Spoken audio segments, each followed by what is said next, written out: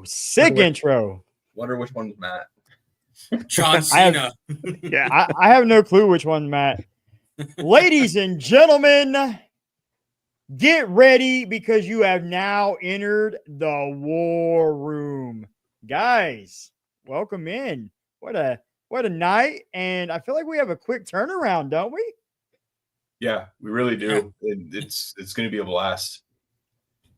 Yeah, a lot of things have been happening in like the last 72 hours. So yeah, it's going to be a quick turnaround during a holiday weekend. Very exciting though. Great timing. You want to share the lovely news with the fans? Yeah. So if you guys noticed our logo, it took into consideration and it caught the diet that I've been on, and I am completely jacked in the logo. Is that not the news we're looking for? No, the news is I've been in conversation the last few days with none other than the legend and Hall of Famer and Super Bowl winning coach himself, Dick Vermeil. He will be joining our show live. Enjoyable. I was going to say in person, but that makes no sense. Live and on computer Monday morning for some fun stories and everything. Whew, man. Dick Vermeil, guys. Dick Vermeil is going to be on the show on Monday. That's one and only. Wild. I mean, you can't tell because my man Austin here, like he just got that beard just hiding all his emotions. He's really secretly smiling and really giddy underneath all that beard. Hey, what's up, Matt? What's up, Joel from 3 Guys 6 Balls podcast? Jason Colenso, 3 NY in the house from deep. What's up? Yeah, Timmy, truth be told, I'm just trying to maintain to not fanboy the whole time, right? I want to keep it pretty professional-ish, which is weird, right? That's not really my mantra on any episode we've ever done. But it's Dick Vermeil, so I have to start now on maintaining my professionalism. Okay, fair enough. But this is a laid back show. This is the fan appreciation night. We can get wild, we can get crazy. I mean, Cory is in a cutoff, a little tank top shirt. I mean, the vibes are here tonight, guys. So kick back, relax, enjoy the show. And this is all about you guys. Feel free to ask us questions. We will answer them. You can pick either one of us or all of us to answer your questions. You can be like, hey, Austin, what do you think about this? So this is about you guys. We appreciate you guys tuning in each week to the show, going to the socials, showing the socials love. So this is about you guys and kind of a nice, easy, relaxing night right before the big show, Oh, yeah. A little out that we do have football this month. There is football. We do. Oh! We do have football this month. Couldn't be too worse. We are 29 days away, gentlemen. We are 29 days away. Hey, it's the Hall of Fame game, but it's football, And not Football's just any back. football. We have an AFC West team in that game. That is true. Too. That is true. Timmy's Chargers if you are going to embarrass themselves. One MVP candidate from the AFC West, not Mahomes. Oh, that's easy. Floor is yours, Austin. Yeah, it's Bo Nix. All right. I mean, there's no other option. You can basically eliminate the Chargers. You can probably eliminate the Raiders minus Max Crosby, but we know it's a quarterback award anymore. So that really just leaves Bo Nix. So then it's MVP, then are we saying the most valuable on no matter what side of the ball? Is that what we're saying? MVP. Yeah, it's your MVP. MVP. Most valuable player, Cody. Well, yeah, but I mean, he just said it's only a quarterback position essentially, but it is. I mean, let's be real, it really is. It's kind of like the Heisman in college football. All these running backs and all these wide receivers can put up the numbers, and even defensive players can put up the numbers, and the quarterback will still win it. So, yeah, I mean, he's kind of right on this. They should just name it from MVP to just the quarterback of the year award. I mean, honestly. Yeah. If I thought a non-quarterback would win it, that question my answer would be Max Crosby. Oh yeah. Pat Well, Surtain. I think that's Well, I think Pat Or Pat Surtain, Surtain. Mac Crosby. That would be like my question is because he's saying MVP. It's like who's the most valuable on the team, and not Mahomes because clearly Mahomes is the one that's throwing the ball around. But MVP is not always exclusively a quarterback, or should it be? I guess that's what I'm throwing out there is, Yeah. No, Yeah, it shouldn't be, but they make it that because way. Because if you think about it too, I mean, the two position groups that usually win MVP are quarterback and running back, more so quarterback, but there have been a few running backs to win it. But as far as the AFC West, I don't think there's really any prolific enough backs in that group. Not saying none of them are like good, but none of them are good enough that would strike me as like that's an MVP candidate. So I mean, Right. at this point, like it would have to be Pat Surtain, Max Crosby, or Bo Nix. In my mind, you could throw if he has another year like he did last year, Lad McConkey maybe. But yeah. But I mean, if we're going that route, I mean, we could say Brock Bowers. I mean, Brock Bowers, yeah. I mean, I think that's what I'm curious about. Like, yes, I'm agreeing that in the NFL, the MVP is usually always going to the quarterback, whether we like it or not, whether it's deserved or not. And some quarterbacks are even considered to be in the MVP conversation. I remember when the Vikings were in the playoffs, I don't know, however many seasons ago, Stephon Diggs was on the team, and Case Keenum, who was the quarterback, was being perceived as an MVP candidate. I don't think he did anything that was MVP candidate-like. He just so happened to be on a team that won more games, and he was the quarterback, but I don't think he's the reason why they're winning all those games. I think it's more of a team effort, which, in AP, I think in 2012, he won MVP, and he's the running back. So that's why I think, is it only quarterbacks, or are we talking like in general in terms of like what player is the most valuable for in the West and on whose team, Well, then I think, honestly, if you look at it, maybe besides the Raiders, I think the quarterback position is the most important position on each of these teams. But then, we can throw a curveball here and say, look at Mahomes when he's been out and they've had minus Carson Wentz, but when they've had their backup quarterback comes in and does just fine, right? Like the Chad Henneys of the world comes in, does that.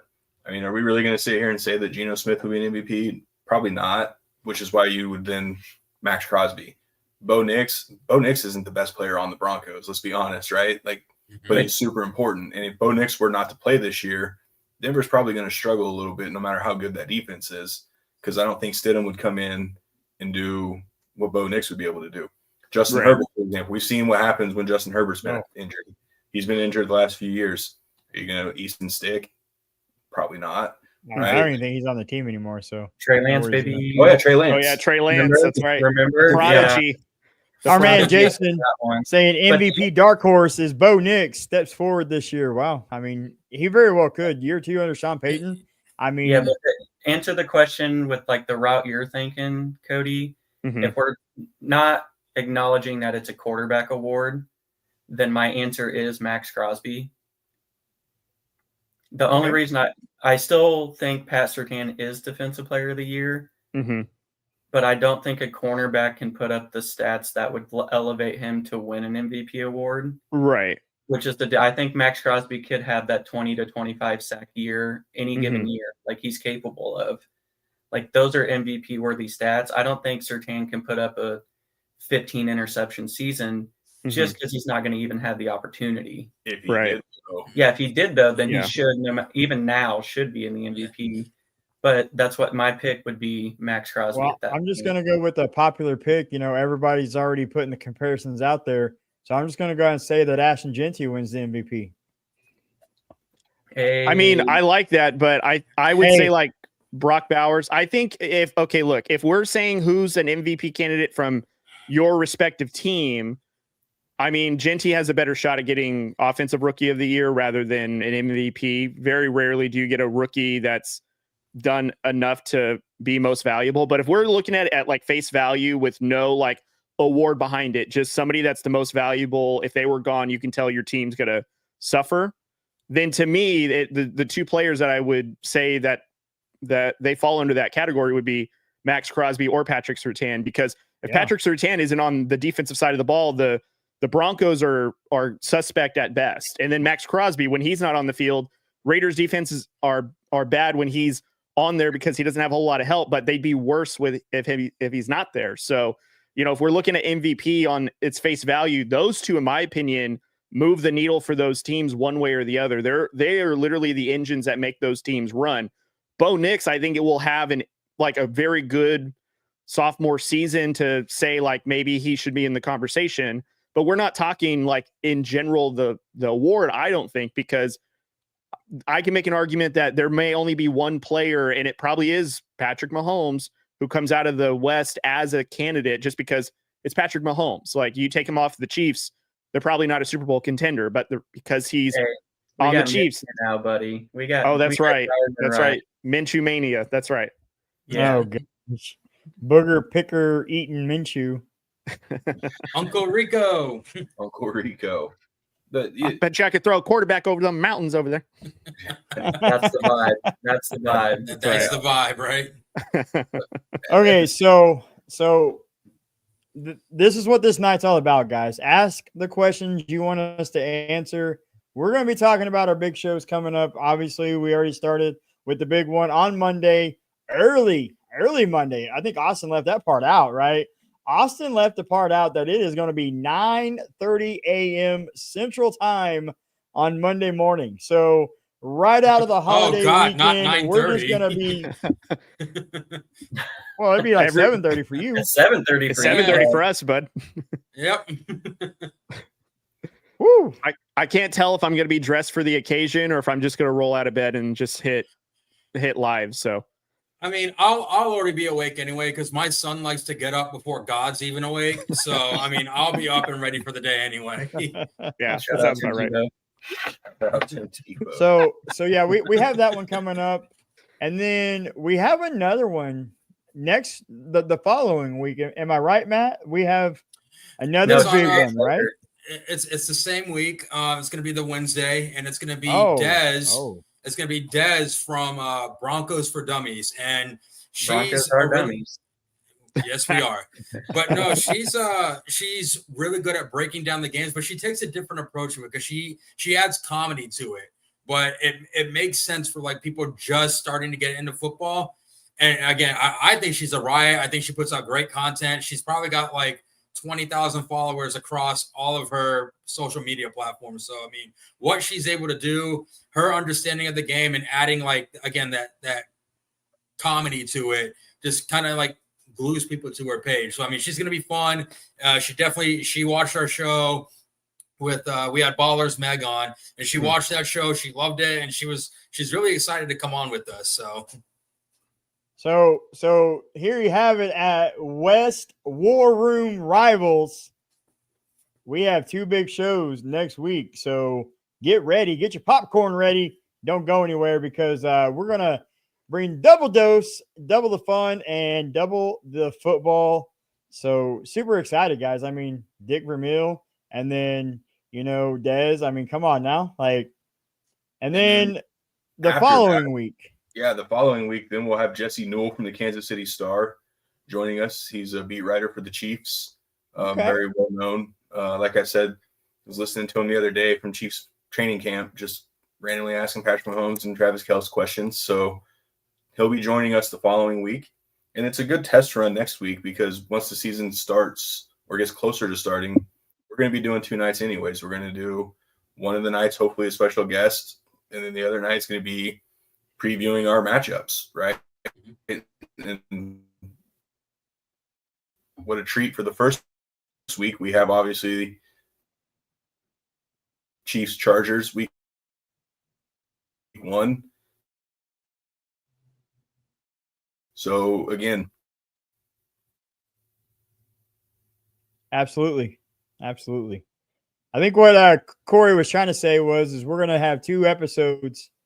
One with a guest and then one with the team breakdown. He was kind of cutting out there for a second. I don't know what happened, but are you still there? You guys have another tornado coming along the way? No, dude, it's been too dang hot for that. I wish we did. Yeah, at this point, and take the heat away. I was gonna say, I feel like they've been doing better with the tornadoes right now. So. Yeah. Yeah. Not sure who your Yeah. internet provider is, but they seem to excel when there's a twister on the way. So Yeah, They don't do well in regular like conditions. Yeah. It needs, You have it needs to be AT&T, don't you? quiet. yeah, we have AT&T. Literally dug out my front yard to put a fiber cable in. They can figure it out. Yeah, if you hear us, AT&T, come sponsor. We can get better internet. But no, and like I was saying, we'll get the 2 episodes going. We've and like Cody said at the beginning, it's been a busy kind of few days, finding a sponsor, Dick Vermeil, and then working behind the scenes to get these other guests scheduled. So again, heading into the season, training camps are starting here soon. I know the Chargers are going to be ramping up here really quick just because they'll have the first preseason game. So again, man, it's taking off quicker than what we anticipated, and this is beautiful. So, Go ahead. oh no, you go ahead, bud. I'm gonna say, and I don't want to give out their names because they're obviously going through their cases, but we actually have a few athletes, former players, lined up as well at some point down the road once their stuff is handled. So, Well, again, like everyone said, like things are moving behind the scenes. yeah. I just want to say that our man Austin here created a post on Instagram about a little player appreciation, AFC West style, and I just want to point out that Clinton Portis liked it and shared it to his story, guys. Clinton And he didn't freaking Portis. It's the beard, guys. It is I'm the telling beard. It's gotta and- be. After that thread on whatever, oh yeah, that was my top 5 video where the beard was out of control. I got to tell you, ever since then, things have been looking up, and I'm afraid to even trim it again. Like, No, I'm afraid hey. that like the razor will blow up and shock me, and like it's just not allowed anymore. Or you just don't even let him near the razor, near the clippers. I mean, maybe the hair if you want, maybe, but I mean, maybe just let it grow out, because How long do we let the beard get before we have you do like a Viking braid or something? Because I'm sure it's going to get a little wild as it gets longer. yeah. I don't know if I'm gonna allow any kind of braid ever on the beard. The most I might do for like Christmas week episode or something, since there's a big AFC West matchup that week, I believe. I think, just a guess. I might hang like a bunch of little like beard Christmas lights. There you go. Hey, Little ornaments. Isaac up, from Isaac? The Fun Football Podcast. Hey guys, what's up, Isaac? What I was going to say, Austin, is I actually did that when I was a video game streamer, like for my community. For Christmas, I had those little. My beard was a lot longer. It was almost not as long as yours, but it was up there, and I just put little ornaments in my beard and did the live show.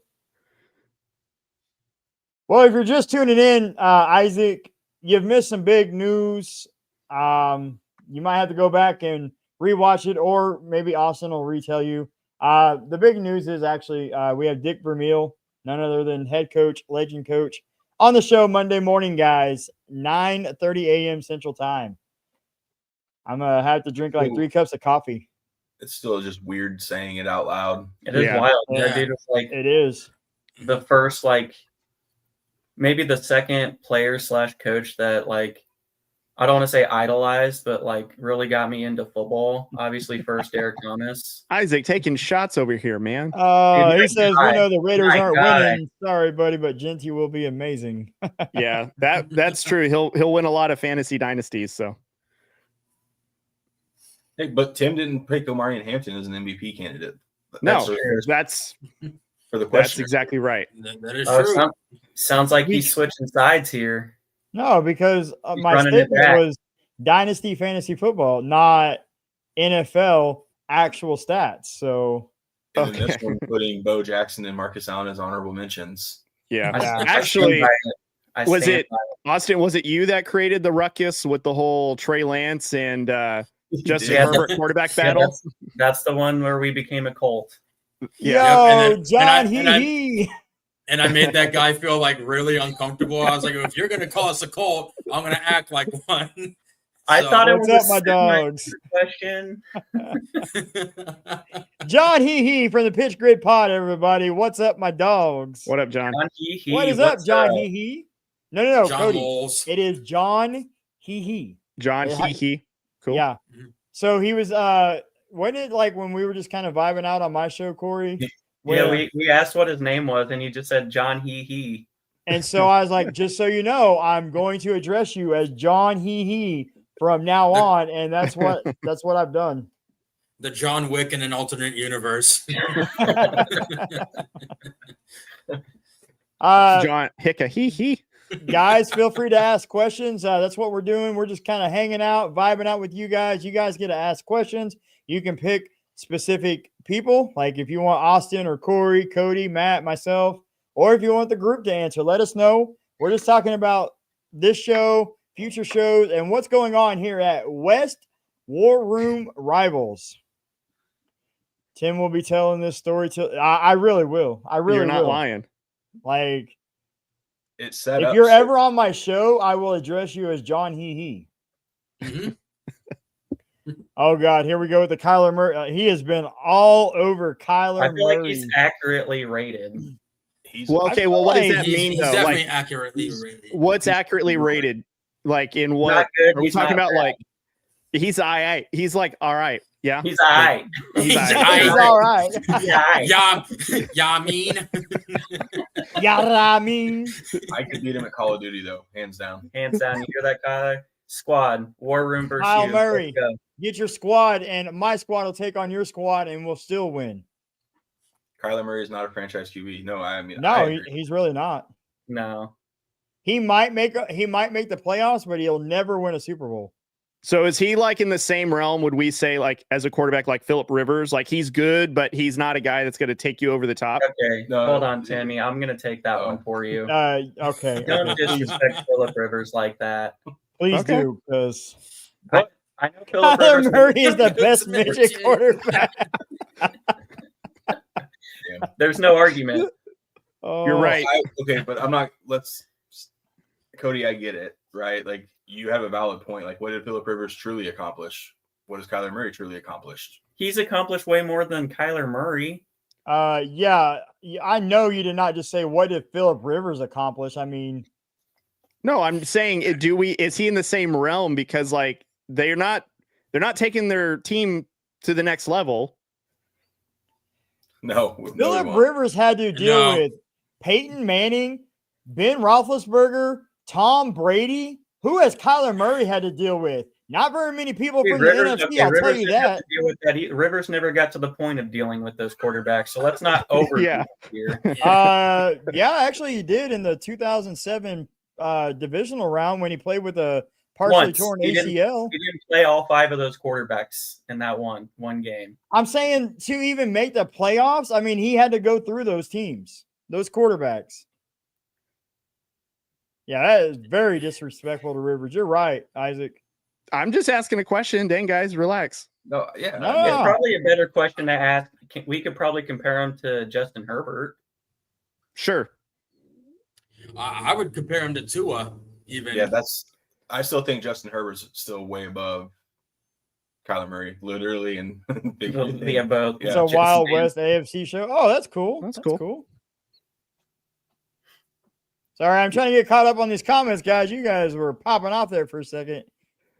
Ooh, yeah, pitch grid, Stafford, the Niners, Eagles, Bucks. Yeah, I guess that's fair because the Bucks also with Tom Brady. I guess you can say Sam Darnold now. Oh, okay. You're going to be able to see Isaac him said, say JJ Phillip McCarthy Rivers, and 10th all Jackson time in Dart. passing. Thank you, Isaac. Mic drop. Okay, I'm not saying that he's not a good quarterback, but I mean, Kyler Murray, in some respects, he's had flashes, but they're not taking anyone to the top. Okay, fine. I We get what won't- you're trying to say. Yeah, we're fine. We'll take Rivers off the table. I didn't realize I was going to trigger a whole audience. Sorry, guys. I mean, Hey, yeah, I Yeah, appreciate that. yeah. I appreciate I that. appreciate You will? it. Last Rumble. I think the comparison would have been better if has Kyler Murray even made it to the playoffs? no. So I think that would be a better comparison for Phillip Rivers if Murray actually made it to the playoffs, but he Okay. hasn't yet. So I would say it's safe to compare him maybe to Tua, where he's not like he'll be good for a little while, but he's not a franchise guy. He'll probably have the similar career to Geno Smith, maybe, but just compare him to like Lamar Jackson because they both don't have any postseason success. Matt saying Kyler Murray not throwing TDs to McBride cost me my dynasty league. Oh, dude, there's no pain like fantasy pain. I feel that in September before his COD game comes out. Well, okay, so even with Lamar Jackson, like I guess this is where I'll defend Lamar Jackson. He's at least making his team better. Now, has he gotten further depending on what round of the playoffs? That's another conversation. But like Kyler Murray and Tua, I don't know which one is better than the other. Maybe you can make the argument for some other quarterbacks around the league, like Sam Darnold. Is he better than Kyler, or are they both just kind of like middle of the pack? And until otherwise, you can make the same argument for Geno Smith. I mean, Geno Smith, he has had like an average career or below average, and now he's trying to resurrect it. Is he going to do anything, or is he going to be like a Kyler Murray-esque as well, where they're not doing anything? So, I mean, the same argument can go for Geno. I'm going to acknowledge that. But, what else? Like, who are we comparing him to say, like, you can't succeed with him, but do you let him go? Like, is he good enough to keep for 10 years just because there's no better options out there, That's a good pivot question. Who's the Phillip Rivers of today? It's an easy one in my mind, but Phillip Rivers in the terms of like they're successful, but they haven't gotten over the hump. Is that what we're talking about? They're like statistically successful, but you don't want them leading you to anything relevant. You don't want them to, or they won't? So they haven't. Okay. Who's your guy? I think I have one. Dak Prescott. Dak Prescott. Like him and Rivers are about the same, and I don't know. Josh Allen. You know what? Josh Allen. You know what? For this yeah. conversation, he has not gotten over the top. He kind of would be the Phillip Rivers of this generation. No, he only has one person. Like they dominate everyone but the Chiefs. Well, that's what I'm saying. Like Josh Allen. Josh Allen hasn't gotten over anything. Well, I mean, Phillip Rivers with some of those Charger teams would do really well in the regular season, get to the playoffs. They'd get eliminated by, the Colts, or they get eliminated by the Patriots. Like that was kind of every year those three teams would be there, or Pittsburgh, I think at one point. But, I mean, that's not too far of a comparison with Josh Allen. He also got eliminated by the Bengals, I think not this past season, but the season prior. So, even going against Joe Burrow, Josh Allen couldn't get over him. So coming out of college, he was compared to Phillip Rivers, just a little bit more mobile, obviously. Way more mobile. Matt said, screw Dak, and Dak took a decade off my life. That's a long time, Matt. And I just want to point out, he is a Cowboys fan. He's a realist. He's a Cowboys fan. He knows that the Cowboys suck. My condolences, my friend. Yeah. Yeah. It's not your year. I'm just going to say it now. It's not your year. Oh, he already neither knows. is next He year. already knows. As long as Jerry Jones is the owner, it'll never be the Cowboys' year. So can we play alternate universe real quick? What happens if this is the year for the Cowboys? I will be so sad. What are we going to do? Lord. I don't know. We may have to just like stay inside for the next year, because I don't want to hear a Cowboys fan, we them boys, and then toot about their one Super Bowl that they got in 35 years. So I'm gonna go to my fallout shelter and just hide there for like 3 months. Murray, I just want to say like alternate universe real quick. Like, what if it's not our century? Not our century. It's not our century. Below average. Yeah, he's below average. And I like the Tua comp. I think the Tua comp's almost perfect. See, I think if Kyler wasn't mobile, I don't think he'd even be in the league still. Like, not as a starter. But he'd have a good baseball career. He would have my argument when he was first coming out was he should go to baseball, because the contracts are fully guaranteed. He'd have made like a bunch of money over like a 20-year career, where football, he's running the risk of being injured, which he's already blown out his ACL, I think, in his career. So, like, he does throw like a really good deep ball. Like, I'm not taking that away from him, but like, right. I think it's the mobility and running aspect that has really kept him.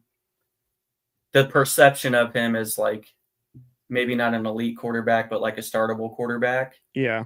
I really think that's what it is. And let's be honest, the Cardinals, as far as coaching wise goes, the Cardinals haven't really set him up very well. No. I mean, him and Cliff Kingsbury for like the first half of the season would look pretty good, right? But then something would happen, and then they'd completely fall off. But the Cardinals have tried to help him, Trey McBride, Marvin Harrison Jr., and some other targets in there. I mean, James Conner is a touchdown machine, right? Mhm. So it's kind of like they've tried.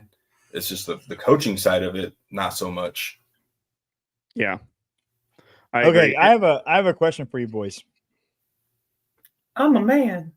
I posted this on my ex. I'm a real boy. Posted this on my ex the other day. And by the way, saying that you will not is not an option in this scenario. I won't. Too bad. You have to pick. You have to pick one. Their O line is too tall. Okay, so you have to pick a division rival to root for, like for the season. Who are you rooting for? Like not your team, a division rival. That's easy. Go ahead. Yeah, it's the Broncos because never the Raiders, and I would like to win, so never the Chargers. Denver. Cory? I would actually say the Chargers just because I am a Harbaugh fan. So, and I like Harbaugh's like style play, what he's about. Dude's weird. Right. He's a weird fella. And I listen to his press conferences and I'm like, what is this guy rambling on about?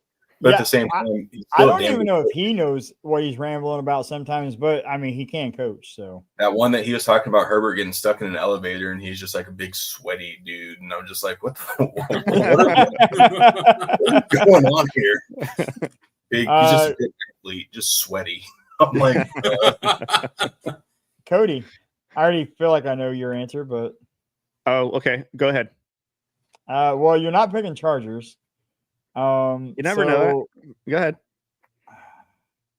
I feel like out of everybody, like in the division, I feel like the Broncos are kind of like the neutral. Like nobody really hates the Broncos, so I feel like you're going to go Broncos.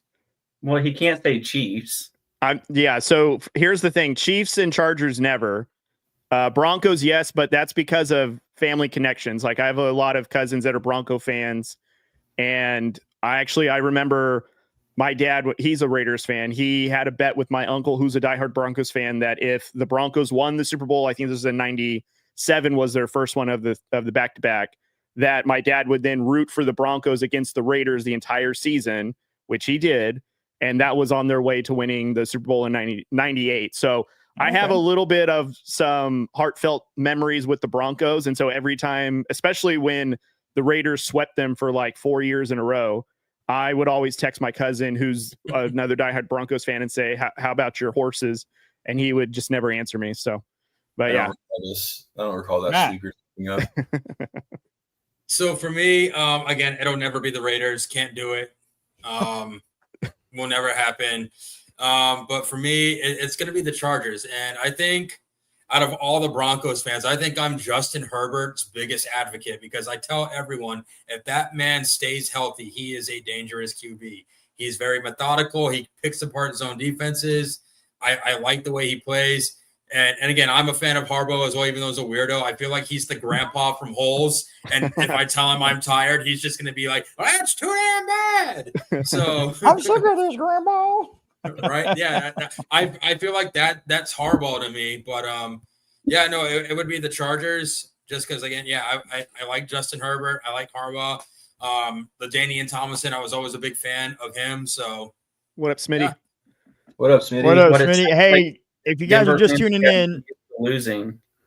I was asking the question, if you had to root for a division rival and you can't say you wouldn't, what division rival would you pick? Go and drop it in the comments, guys. Your answer.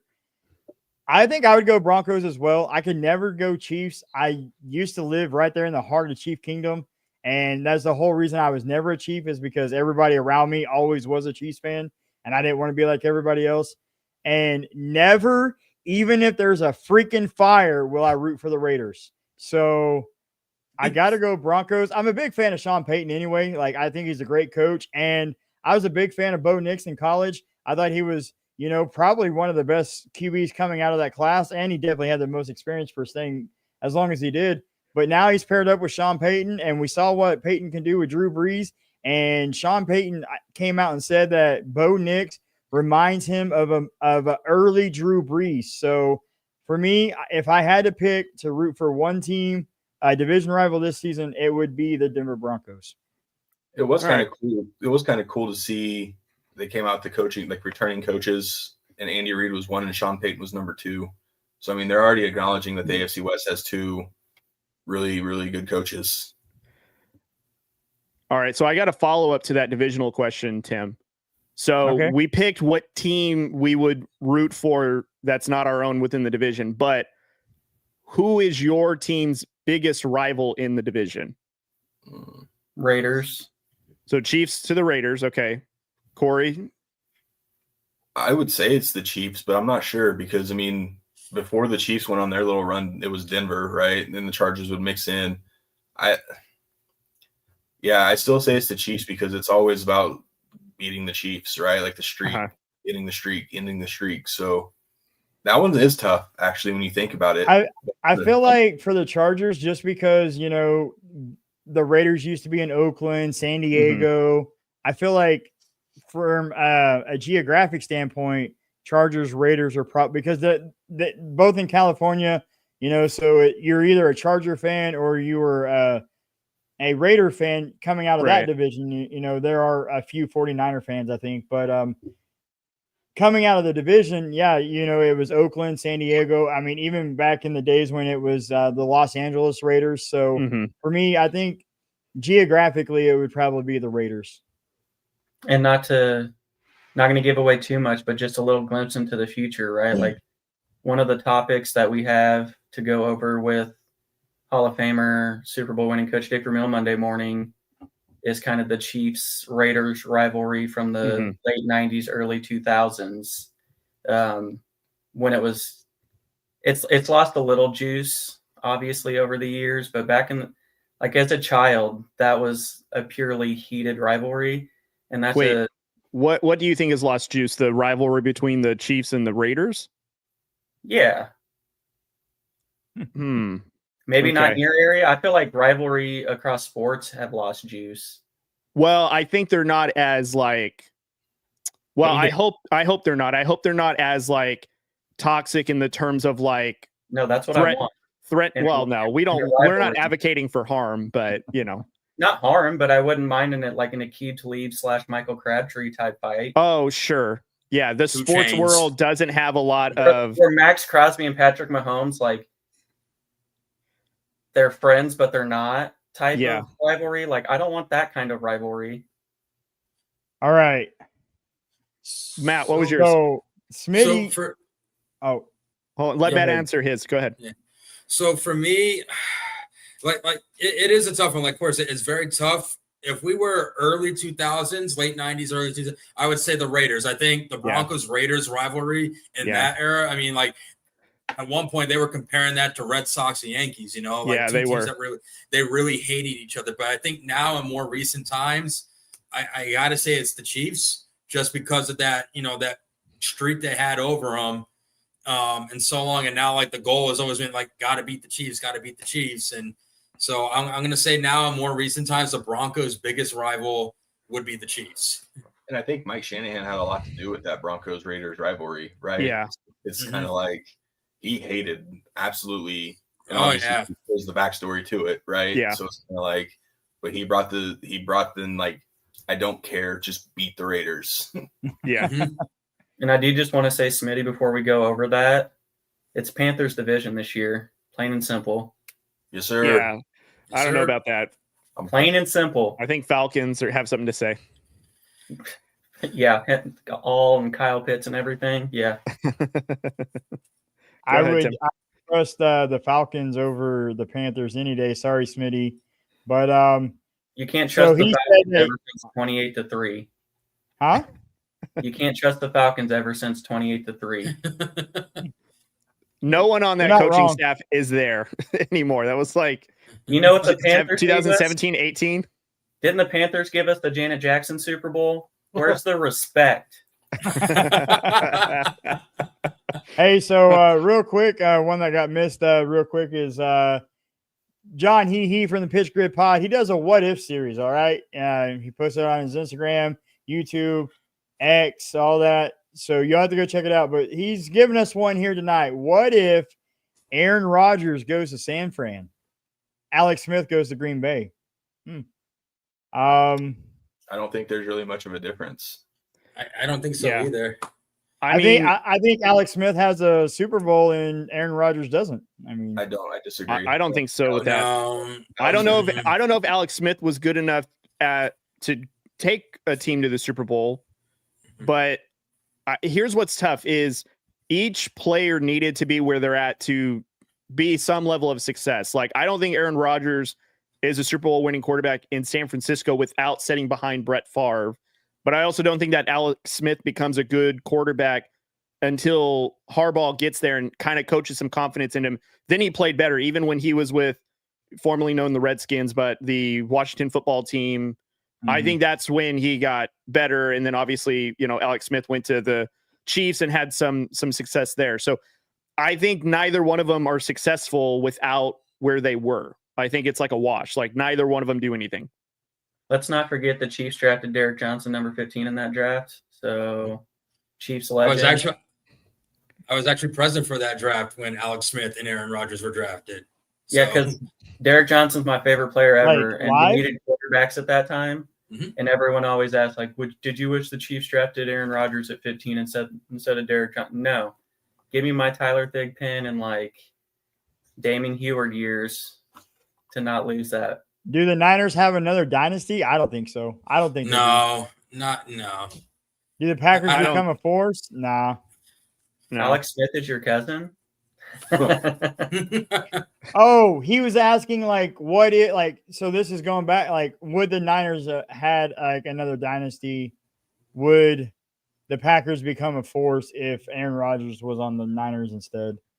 Yes, Alex Smith is my cousin. You and Alex Smith look identical. No, I think he has a cousin named Alex Smith. I don't know if it's the same Alex Smith. Thanks, Smitty. That was a fun one. Might be different. You never know. I mean, it is like one of those fun, like, what ifs, right? Like, you just never know what would happen. So I like those little what ifs that he does, man. So Austin, do you ever hear about the what if, like, the Browns drafted Mahomes before the Chiefs? Because I think you guys got him 10th. Bears. The Bears. Okay. Do we think like the Bears get any better? Or because I think that Mahomes would be Mahomes without landing. Okay.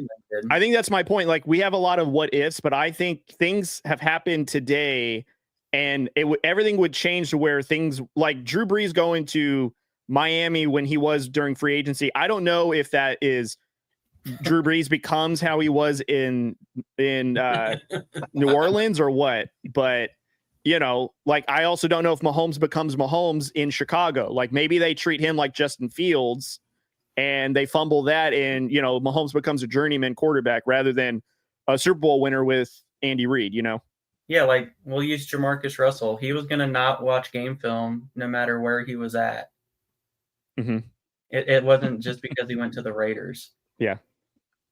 So I coming out of college, I was not a big Pat Mahomes believer. Dude, me either. He went to Texas Tech in that air raid system, and we all know how that system worked in the NFL. It didn't translate very well. And when the Chiefs went out and got him, I was like, this is either going to be really great or really bad. And I mean, he got paired up with Andy Reid, arguably one of the greatest coaches of all time. And look what he did. If he went to the Bears, there is no chance. Like, Patrick Mahomes may not even be the starting quarterback in the league right now if he went to the Bears. I think it's a high probability for sure. Yeah. Jamarcus Russell, biggest draft. I don't know. Ryan Leaf might have something to say about that. At this point, it's 1A and 1B. Who cares who number 2 is? They both were huge busts. Put an asterisk on this because it's soon to be Omarion Hampton. What's a good what if? What's a good what if too is what if because Sean Payton had his sights set on Pat Mahomes. So what if the Chiefs never traded up with the Bills to get him? How would the Saints look? How would the Saints have looked with How Pat would the Broncos Mahomes under? Because Sean Payton would still be there. Mm-hmm. Oh, see, I think then there's some. Yeah, I think there's some NFC success with Mahomes to the Saints, but I don't think it happens with the Bears. No. If he went to the Saints with Sean Payton, then absolutely.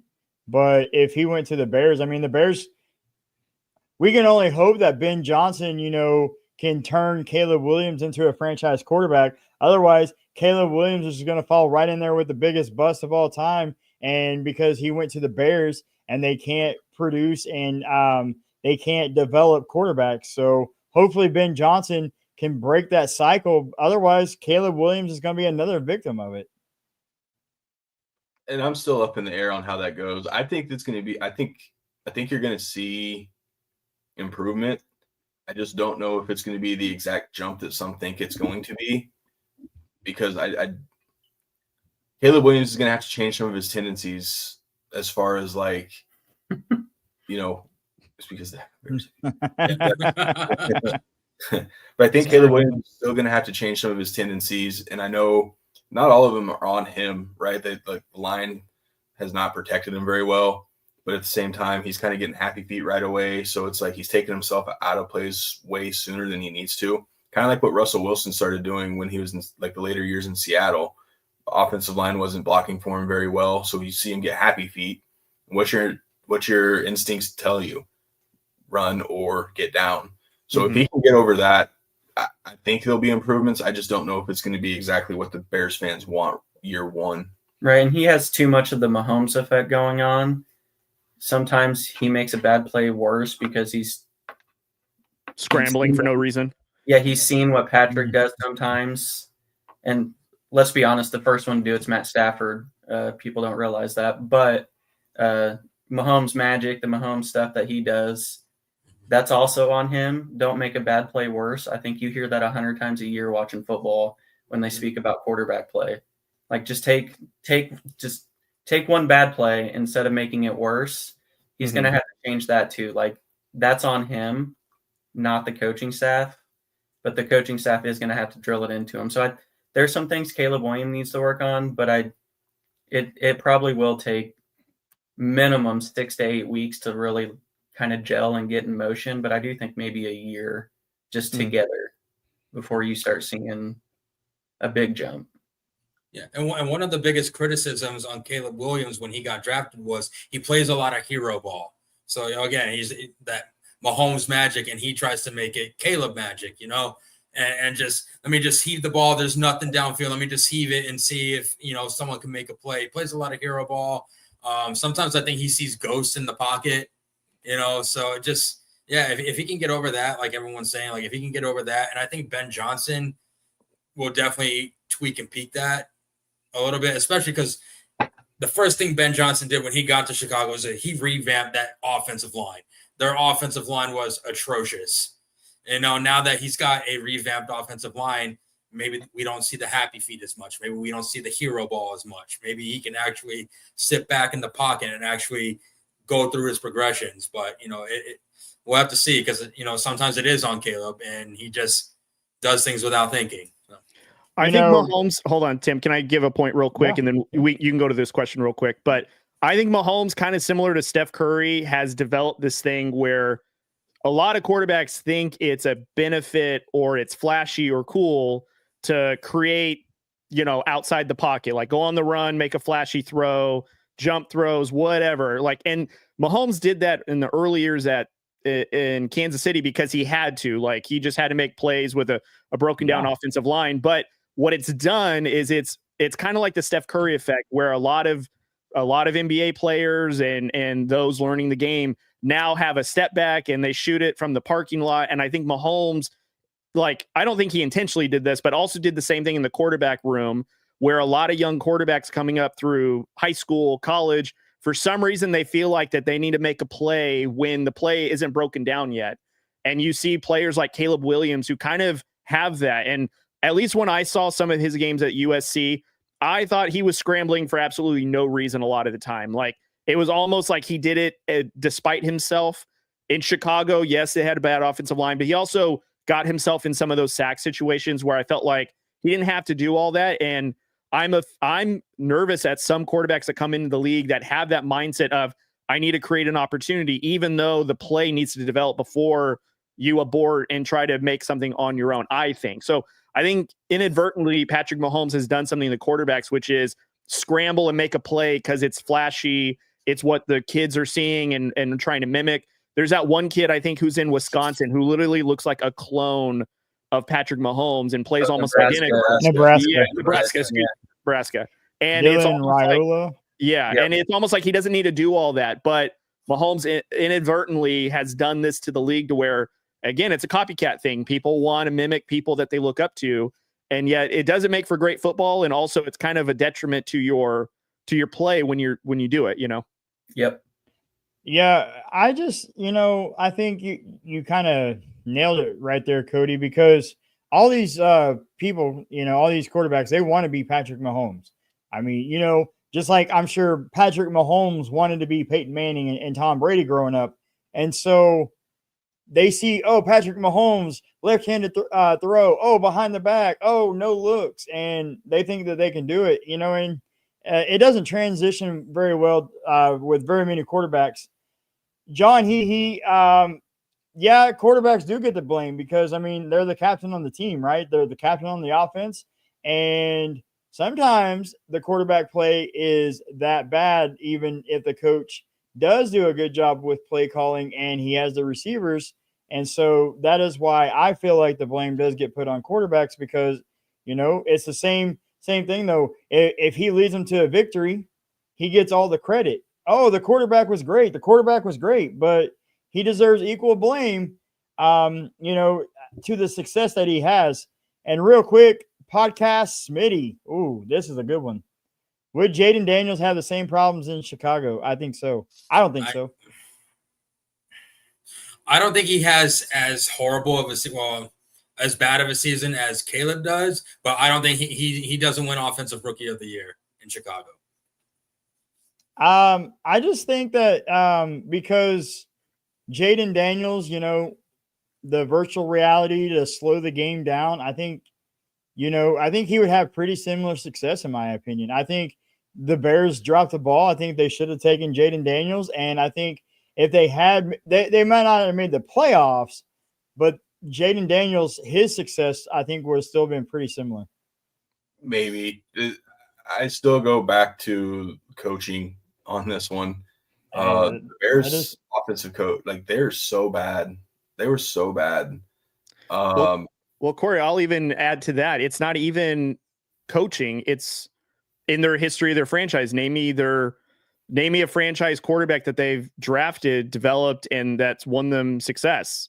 They've never done it. So what did we expect that they would do with Jaden Daniels any different than Justin Fields or, hopefully with Caleb Williams, they give him enough help to give him a chance.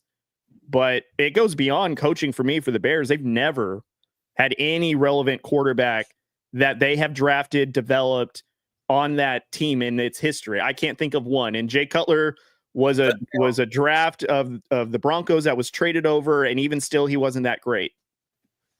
Was Rex Grossman a draftee by the Bears? He was, but after the Super Bowl in 06, see? Yeah, but that's the thing. Super Bowl, that's success. Well, yeah, but on the defense they didn't win of that the Bears, Super Bowl because they had Urlacher and Briggs and Tillman. Don't name all these Hall of Fame defensive players, okay? All right. It's like Trent Dilfer. Rex Grossman still did the job to not cost them. Yes, but he's not like he's not Patrick Mahomes. Okay, he's not even Phillip Rivers. Yeah, just because Rex Grossman was drafted in the first round. That's like saying because the Bears also drafted Mitch Trubisky in the first round, second pick overall, and look at what happened to him. Traded up to get him one Pro Bowl year, which by the way, it's not like he was voted in; he was an alternate. So it's not like he earned. Yes, he earned it by default, but he had one decent season, and then he's been a journeyman ever since. So does Jaden Daniels have a sophomore slump? Jason Colenso. Yeah, I don't think so. Well, what are we saying? Sophomore slump? Like he just not bad, or just like same numbers? I think. Are we saying it's? Go ahead, Cory. Yeah, I think he's this. I don't think he has a sophomore slump. He's going to have his coordinator back. Dan Quinn's obviously there as the head coach. He'll have the defense will be just fine. Cliff Kingsbury is kind of the wild card, right? Is he going to call the right games? Is he going to scheme the right stuff up? But again, it's the continuity of this, and I think him and Kingsbury meshed rather well. I know that everyone wants to talk about, well, they kind of skidded off in this. They didn't. They still went into Detroit in the playoff game. They won. Defenses may figure him out, but now we're really going to see how good of a quarterback he really is and how good of a play caller Cliff Kingsbury is. And I think they'll be just fine. I think so too. Sam Darnold did go somewhere else, didn't he? Yeah, he went to. No, I think Seattle. he was saying like other than Seattle, if he went somewhere else, would he be? I don't. Or do you mean the Jets originally? Oh yeah, maybe Oh. if he didn't go to the Jets originally, yeah. No, I mean, I hate to say Sam it. Darnold is still Sam Darnold in my opinion. I hate to say it, but not a lot of great USC quarterbacks. no. So No. maybe it's a Carson USC Palmer? thing. I mean, okay, but Matt Leinart? I mean, from USC, they're great, but in the NFL, a quarterback you draft out of USC, not Just that great. Carson Palmer, Yeah, just Carson Carson Palmer. Just the one, yeah, Trying to think. because Matt Leinart was yeah, exactly. There's not one. Yeah. Mark Sanchez. Okay, Back-to-back division Butt fumble. championship. but fumble. So Jason seems to think that the Giants front four will devour Jaden Hey, Daniels, and I don't. It's a front five, all right. 'Cause Yeah. they got Burns, Carter, and Thibodeau to go with Sexy Dexy. Yeah. Giants front five are going to dominate a lot of people, but it doesn't mean they'll win. Yeah, I just think that the virtual reality that I was talking about earlier is going to help Jaden Daniels in year 2 even more so than his rookie season, and it's going to allow the game to just really kind of be slowed down for him. And I don't have them quite taken over the division yet, but I mean they're going to be up there with Philly. We talked about it on a previous show. You'll have to go check it out, but I think it's Jaden Daniels is going to be just fine. They went out and got better offensive weapons for him. Like Cory said, year 2 in the same offense, same play caller. Most quarterbacks don't get that nowadays. Kansas City, that's why Kansas City's been so successful. I mean, it's been Andy Reid and Patrick Mahomes for the last, 9 years? 8 years, 9 years? I mean, so Patrick Mahomes has had the same system his whole NFL career. And, a lot of quarterbacks don't get that. Even C.J. Stroud hasn't had that. And Colts, I mean, not that Anthony Richardson could do anything. He hasn't had it either. And so I think having the same play caller 2 years in a row is going to make a big difference. So I am all okay with Jaden Daniels this season. And I know some people may say, well, CJ Stroud had his offensive coordinator back last year. Well, he got fired. So, their offense was obviously just not it. He massively got fired. Well, and deservingly so, because that offense, CJ's second year in that offense, you can tell it took a huge step back. I mean, it did not look nearly as dynamic as it did before. I think Jaden Daniels will do just fine. Do I think he'll duplicate the numbers that he did to win Rookie of the Year? I don't know, because those were really good numbers to begin with. Even a veteran quarterback having those stats are very impressive. Could he duplicate that? Sure, but I think when you have game film on you, especially a full season's worth, defense will scheme you to where you don't go completely bananas like you did. And I think he'll be neutralized to a point to where he's productive, but I don't think he'll be how he was rookie year. I think that's a high benchmark to repeat. And I don't know if he gets that. And plus they have a pretty difficult schedule with some pretty difficult teams outside of his division. So he's got a little bit different competition, which means different expectations. I think that's also going to play a factor into it. He's lucky that he gets to pad the stats twice a year against the Cowboys, though. And the Giants, too. No, I like the Giants' defense. You can say what you want about them not winning and their offense, but I like their defense. For me, I want to see how Daniels handles adversity. And what I'm saying to that is now you brought in Deebo Samuels. And everyone has seen it when he's not getting the ball, when he's not getting the offense, when he doesn't like the calls or anything, the first thing he does is he takes to social media. And everyone who's seen my page or seen me on everyone else's show knows how I am with getting that drama, those distractions in the locker room. All that does is invite distractions into the locker room. So, one, how is Deebo Samuel going to mesh with this new offense? Because you have Terry McLaurin, who's obviously wide receiver 1 over there. Rightfully so. Scary Terry, right? So how is that going to mesh?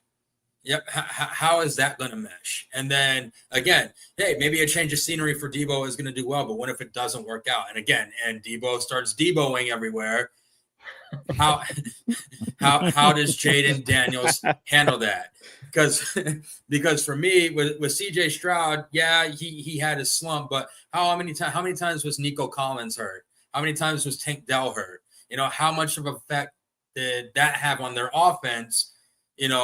That kind of messed with his numbers. And some of it was CJ Stroud and his offensive line. I mean, who gives up 8 sacks in a playoff game and then blames the refs? The Texans do. But anyone against the Chiefs. Yeah, right. But so I want to see how he does with adversity. Again, like everyone's saying, I think a lot of people are underestimating the Giants because they're the Giants and they haven't been successful in a long time. But they were top 5 in sacks last year. And so that all that gets cast to the side because they look at the offense and they're not winning games. But you have to look at those. You have to look at those numbers as well. So again, how is his line going to do against this Giants front 5? How is he going to handle adversity? Is he going to have the same numbers? So I think he's going to be okay. He may have some kind of slump, but I think he's going to be fine. You didn't say. I mean, you forgot to say he's out here looking like a tight end. He's borderline looking like a left tackle. It's gonna be Russell Wilson starting, and then Jackson Dart will take over. Yeah, I think Jameis is gonna get cut. Yeah, that's what I was gonna say. Unfortunately, man, I disagree with everything Jason says. Yeah, I mean it's a possibility, but I mean I trust Dan Quinn more than Dayball, and I trust him more than Brian Schottenheimer. So I get it. Like, yes, they have a lot of that, but I just trust Dan Quinn to lead that bunch more so than the other coaches. That I agree with, but that's why I wanted to define what slump we're talking about. I don't think he repeats the numbers or even the wins. Yeah, I don't think he has the year 2 that Stroud had. Like Stroud was, it was bad. I do think it's somewhere in the middle. But I do trust him more than the Giants and Cowboys still. That is, I'm not saying no to that. But he's not even going to come close to last year. Tommy Jameis back to the Big Easy. What's up? What in the shuck are you talking about there, Pitch Grid? Oh, wow. All right. So quarterbacks, I mean, I'm rooting for Jameis Winston. I kind of wish they would have never signed Russell Wilson. None against Wilson, but I just really I'm a big fan of Jameis Winston. Have been ever since the Florida State days, and I've always rooted for the guy. And it's just really kind of unfortunate that he just never got it going. But hey, I mean, the Saints are probably looking for a quarterback. There's rumors out there that they might be trying to trade for Kenny Pickett. I don't know. That would be pretty wild. That's the answer. Yeah, not Dylan Gabriel. No, Kenny Pickett. Yes, of course. Well, Browns aren't going to get rid of him. They wasted a 3rd round pick on Gabriel over Sanders. So didn't they give a 3rd round pick for Pickett? I'm pretty certain they used a 3rd round pick to acquire Pickett, who they're probably not even going to have on their roster. I mean, if you talk to Browns fans, which I don't know any, but there are some out there. I have stirred the pot on social media with Browns fans. On X, I posted true or false. Shadur Sanders will be the starting quarterback in week 1. Apparently that created a little buzz. And I got told that we should not award Sanders the starting job just because of his last name. I'm like, I'm not awarding him the job because of his last name at all. I think he's the best quarterback out of that whole group. But they said that Kenny Pickett is their guy. So, and that's why they're the Browns. That's why they're give me Joe Flacco to at least start. And that's why the only one who takes him to the Super Bowl is me. But every day. Well, I'm sure all of us do, but pigskins and crab legs. I was going to say, keep him away from your crab legs. He was. Oh, yeah, the 30-30 season. That's right. That's right. That's right, Smitty. His numbers speak for himself. I remember that. You threw 30 interceptions and 30 touchdowns. My numbers speak for themselves. Too bad He his does, vision was about though. 30-30. He knows. Wasn't he responsible for not doing the victory formation and running in a touchdown with the Saints? If that's not just a baller move, like, I don't know. Well, him and Jerry Jeudy shredded Denver last year, so. That was Levi Wallace. I still blame Levi Wallace for that. Austin, you are right. It was because like Jamal Williams needed a touchdown for like some kind of incentive. Like he would have got like a contract incentive, a bonus, and he did. He could have just lined up in victory formation. He's like, "Hey, we're running the ball," and I guess that wasn't even what the coach said. He went against the coach, and I'm for it. I mean, it might be classless and ran up the score, but hey, it's the defense's job to stop them. I'm just going to say that. It's your job to stop an offense, and if you can't, then sucks to suck. Do better. I mean, Tom Brady used to do that with all his guys. Like if they had, like with Gronk, if he had a contract incentive, Brady would just Gronk every time just to get him that bonus. So they did that with Mike Evans this last year. I think Chris Jones needed attack against the Chargers one year. So they kept him in until he finally got it, but you see it all the time. Yeah. And Smitty, I know it was definitely a joke, bro. We were going along with it. Yeah, but 30 touchdowns, 30 interceptions, that's still pretty impressive. It sounds like we're all Jameis fans anyway, so like we, no pun intended, we ate it up. Hey, Kyle, welcome in, buddy. Glad you can make it. I'm a big Winston fan. What? Said Kyle, but the guy's name says Joseph, so I don't know. Maybe I just can't read, but visible confusion. So I know him as Kyle because, and like, I remember like, I was being mean. Huh? I remember the story. I was just being mean. Okay. Let's never forget 2014 Justin Houston. That's a nice random shout out. It is. I like it. That was a throwback. No. Hey, so I have a question, guys. They're watching.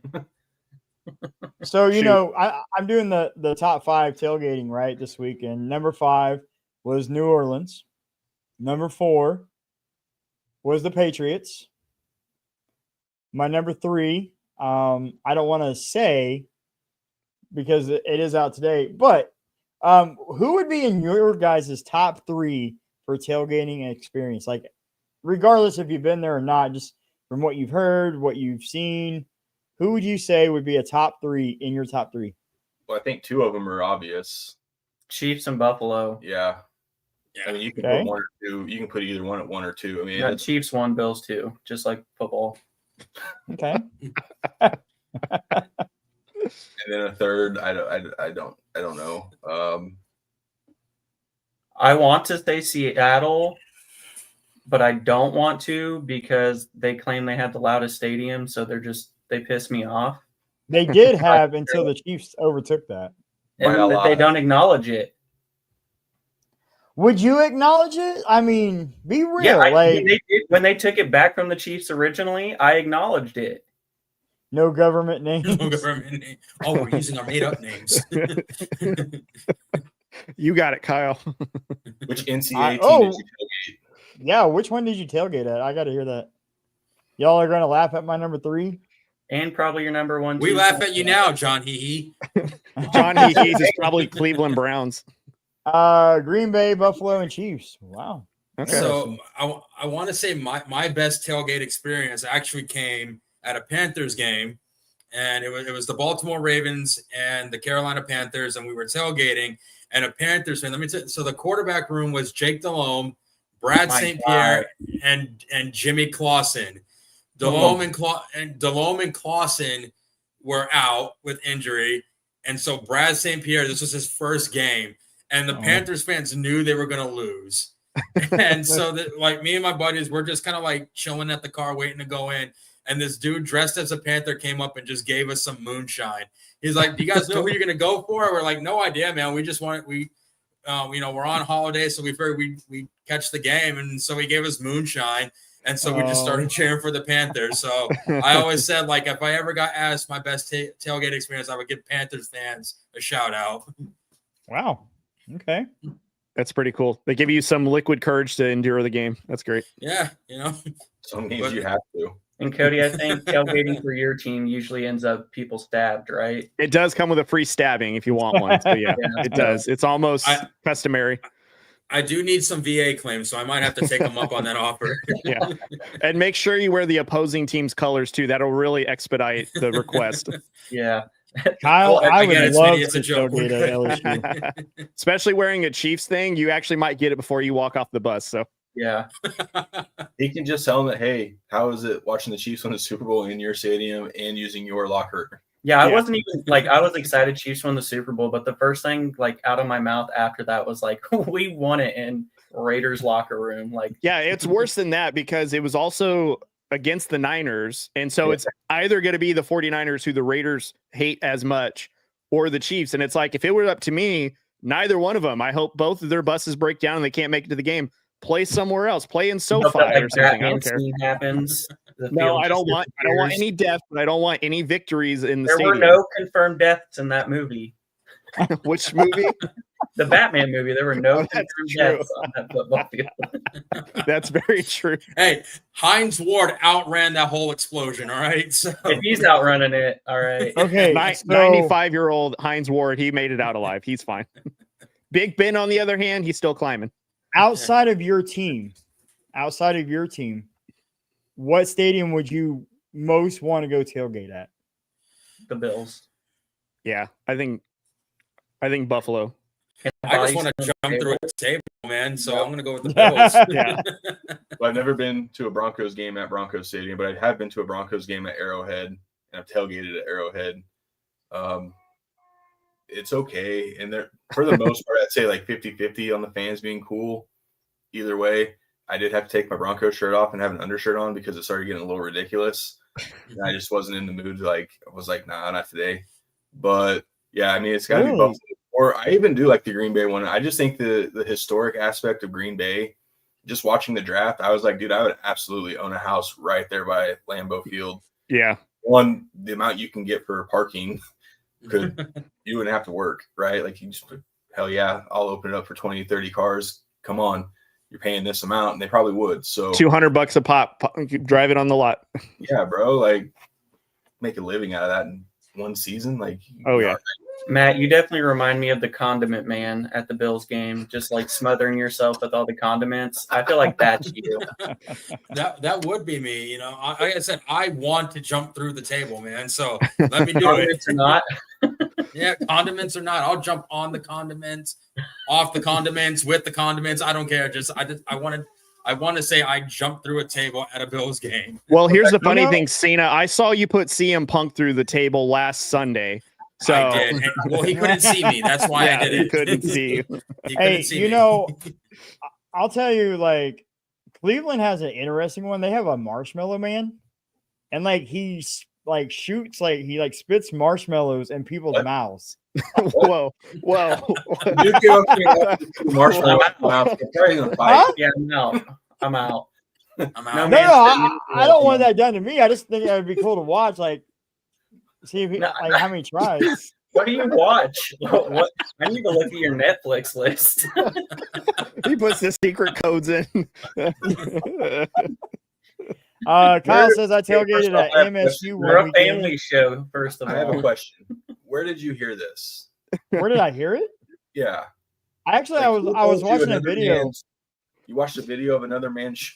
No. Well, so it was the tailgate fan. It was the title that got him. I was gonna say, did you search for this, or did you have incognito mode on, or you know what mood am I in? I'm gonna see someone shoot some marshmallows in the sun. No. It was the tailgate fan. He goes around to all the stadiums and sees like what their tailgating experience is all about. Yeah. This is the one it was the marshmallow man. Now, hey, mind you, this was like 11 years ago, so he may not exist anymore. Cory's like, yeah, no judgment, bud. It's fine. Hey, everyone's got a kink, man. So this dude just looks like the Michelin Man, and he just shoots little Michelin Men into your mouth. I don't know. That sounded way worse than intended. If you're just not tuning in, so Hopefully we haven't lost any viewers. And there goes our subscribers. sponsor. Yeah, That was a guys, good if you can't tell, we are sponsored with Credit Union, and they're a little small credit union in central Kansas, Eastern Kansas. Eastern, central, Same direction. Same I direction. mean, It's north, all- south. I mean, come Yeah. on now. According to the map, they're 4 inches away from me. So They're about Right, a 4 marshmallow. inches away. 4 inches, yeah. But yeah. go ahead. We Go ahead. We are sponsored by Emporia State Federal Credit Union. They've teamed up with us within the last 48 hours. My brother has been in contact with them. So you see it on the scrolly. You see it right up here up top, the credit union. It's been our credit union. It's been my credit union. I'm an Emporia State alum. Stingers up. So any Emporia State alum that happen to watch the show, if you're in California or Arkansas or even here in the St. Louis area, feel free to text the number below. They will. I mean, you're basically a member. They take you if you are an Emporia State alum, and then there's the number right there, 620-342-2336. Give them a text. It's pretty nifty. I love it. We've been there forever. So federally insured by the NCUA. Nailed it. Yeah, no. And if you guys need any persuasion, just know that it is the Shovix bank of choice for like 20 years now. I'm old. I lost track, but 15, 20 years now. So hopefully it being our bank of choice is enough to persuade you guys to give it a whirl. Whew. The Shovingers. The show venges. And then Timmy, don't forget to break down the Monday recap for those that maybe tuned in last. Yeah. So if you guys are just tuning in, guys, get ready. Get your popcorn ready. Wake up early after the big holiday weekend because we have a legendary head coach joining the show, Mr. Dick Vermeil himself, guys, will be on this show 9:30 a.m. Central Time on Monday. So maybe you have a long weekend. Maybe you have Monday off for the holiday. If so, tune in 9:30 a.m. Central Time. You don't want to miss it. Matt, take it away with the next guest on Wednesday. So Wednesday, we have content creator Dez from Broncos for Dummies. She breaks down the games in a very fun way. Yep, BFD. She breaks down the games in a very fun, comical way. Great content. Give her a follow on her Instagram. She's awesome to watch. Absolutely. What do you mean, my people? He means his fans. Can't say that around here. John, you want to help brainstorm it? Let us know. I'm happy to help you with that. He did a really good job with the Shovingers. Still, you can call them the little MJs. the little MJs. You can call them the ha-has. Just call them the club. The Heans. The Heans. The Heans. Ooh. The Heans. Dude. Huh? Huh? I like that. That's pretty clever. That's Not gonna pretty lie. clever. I think he nailed it, so we're good. Yeah, All right, there you well, and that's a wrap. We can end the show now. Heans. Guys, is there anything else you want to add? I mean, like, No, again, thanks to everybody in the chat tonight. There were some really bangers in there, really good questions. absolutely. It took up a good chunk of the show, actually. That's what we were shooting for. And Tim did a great job hosting tonight. Shout out, Tim. We got to everybody that we could. If we forgot, which I don't think we did, because I think we were keeping pretty good track of everything. So again, hats off to Tim, doing a great job hosting tonight. No. Cody will be hosting Monday, so we're super excited about that. No pressure, only a Hall of Fame Super Bowl winning head coach joining. But I know you're going to do fine because you don't. I am so glad it's not me. I'm not like I'm glad that it landed on this episode that I got to host. Like, I'm actually glad it's not me too, because I don't know how I would like. Austin would be like, I can't believe that he's really here. I don't know what to do with my hands. Right. I would be that kid like, I like turtles. The car drove really fast, drove really good. The car drove real fast. It's Yep, a real good car. It's a real good car. See, so you got that's what I'm saying. That's exactly how I would have been. So I think it all worked out that it is Cody. He always handles himself decent, subpar to decent most times. Get to look forward to that on Monday for just legend Dick Vermeil. Yeah, just when you have expectations, you just shoot as low as you can, so that way they never ask you again. That's the game plan. That's the one thing dodgeball taught me. That's not how the war room works. You're in rotation. That's right. All right, guys, I'll do it. I'll do it. Sweet. Yep. Thanks to all the followers, the fans, the Chauvengers, the sponsors. We enjoyed all the questions, had some good laughs in there. I like the Jameis Winston breakdown.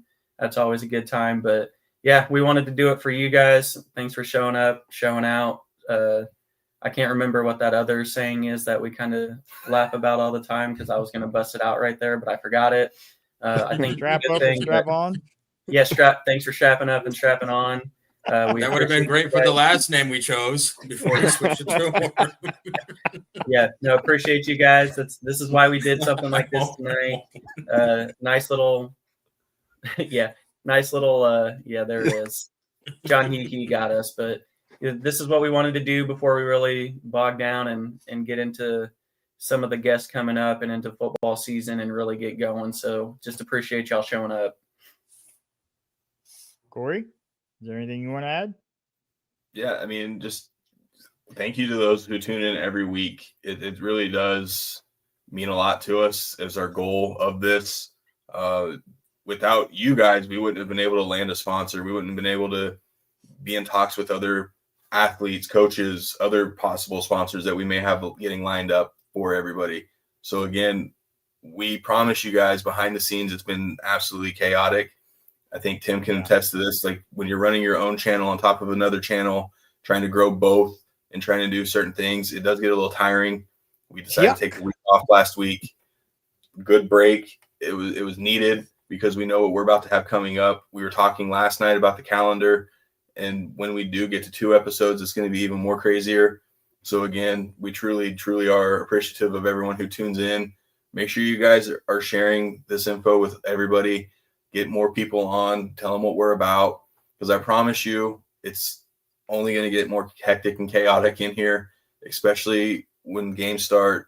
And again, we're in a unique spot because we have a Chiefs-Chargers week 1 matchup, so that week can't get here quick enough. You're dead to me, Timmy. Not get here quick enough. So again, thank you guys. Yeah, appreciate it. Yeah, Joseph Cody. Kyle. Cody, is there That's really anything you want to add?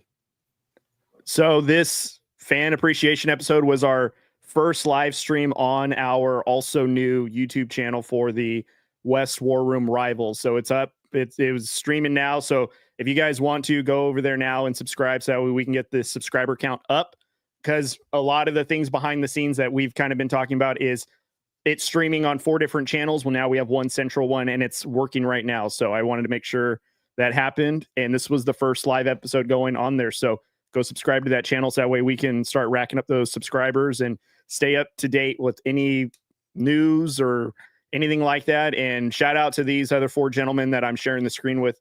Behind the scenes, they've been killing it. And it's been a lot of fun to grow this. And again, Tim, shout out to you hosting tonight. It was a lot of fun. And you guys, this has been a great night and a lot of fun that's going on behind the scenes that we've all keep echoing. And I can keep repeating myself, but thank you to everybody for sharing the growth and being a part of the journey.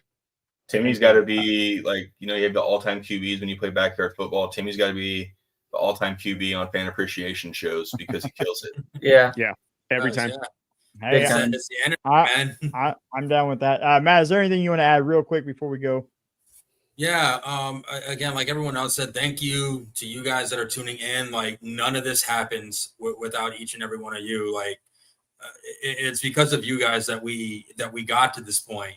So again, I can't thank you guys enough for helping get, not only the war room out there, but each of our individual pages as well. You know, none of us are successful without you guys. And, you know, I do want to thank, you know, the 4 people here with me, but mostly the Shoviks for bullying me into creating TikTok and YouTube and other platforms as well, because those are actually doing well. And all I needed was that push. And the brothers have adopted me as the 3rd brother. And you know, I can't thank you two enough for giving me that push. And, you know, Drew and Cody, you know, I haven't met Drew yet, but I'm thanking him anyway. But Cody, who helped me out with some graphic designing, and Timmy, bouncing off your energy. It's fun. So this is a fun group of guys. And you know, thank you guys for having me included in this. And Matt, it is Mom's birthday today. So happy birthday, Mom. Yeah. Happy birthday, Mr. Shovik. Mama Shovik, happy birthday. Happy birthday. Not to take away from Mom's birthday, but Matt, you were definitely the brother I never had. Oh, Austin, you had the beard I never grew. All right. Timmy, so, finish us off, buddy. All right, guys. First and foremost, go follow West War Room Rivals on all social media platforms, YouTube, Facebook, Instagram, wherever. Go follow it, okay? You don't want to miss any of this action. But thank you guys all for tuning in and making this night that much better for us, making it great. You know, you're the one that made this night happen. And we can't thank you enough for, you know, tuning in every week, tuning in with the comments, the questions on the socials. You know, we really appreciate that. And we really enjoy being able to have an interaction night with you guys. And we really enjoy the questions and comments that you post on all of our socials. Real quick, before I wrap this up, go follow Shovik Sports. Go follow Drew Code. Go follow Orange Crushed on all social media platforms. Follow West War Room Rivals as well. And, of course, answer the call. Thank you, guys. And real quick before we go, is it Monday? We're starting, all of us, we're doing a top 5 fictional character in sports fictional character. So each of us will have a top 5 list. It starts on Monday and it will end on Friday next week. So be looking out for the shorts, the reels, the TikToks, all of that next week, guys. You don't want to miss it. I can't wait for it. I'm super pumped. And I just want to give a shout out to the boys. You know, they do a lot. You know, we all do a lot. But this week, it's kind of like a real tough week for me. Like, I'm real busy with it being the 4th of July. But the 4th of July is also my fiance's birthday. And so I try to spend, you know, like make this week all about her. I haven't been as active as I normally am, and I apologize to them. I hope they can forgive me. But they really just, like, you know, even without me there, behind the scenes, they're over there crushing it. They made the plan. They just did quick recaps. That way I knew what was going on, but they never missed a beat. And shout out to Cody for the awesome graphics he does for us. You know, shout out to Cory for the awesome promos that he comes up with. Shout out to Matt for the awesome, you know, like daily content, like Broncos related. And so I can't do it without these guys, and I wouldn't want to do it without these guys. So from the West War Room Rivals, have a great night. Don't forget to like and subscribe, and we will see you all Monday morning. Be there, be square. Good night, guys.